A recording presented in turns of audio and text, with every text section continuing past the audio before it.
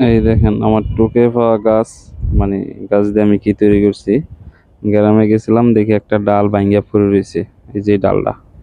তো এখানে গাছগুলা দেখে আমার খুব ভালো লাগছে, যার কারণে এটা নিয়ে আইসা এই মাটির ভিতরে এভাবে গাইতে দিছি, হয়ে গেছে।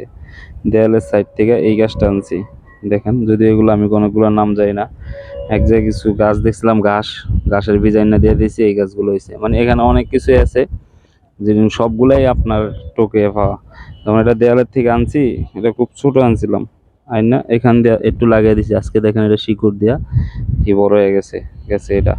তারপর এখান দিয়ে অল্প একটু লাকি বাম্বু দিছি, এদিক দিয়ে অল্প একটু সাইনাস বা বাঁশ দিছি।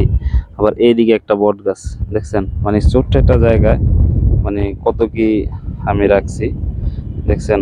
মানে সব কিছুই গিয়া খুঁজা পাওয়া, টোকে পাওয়া।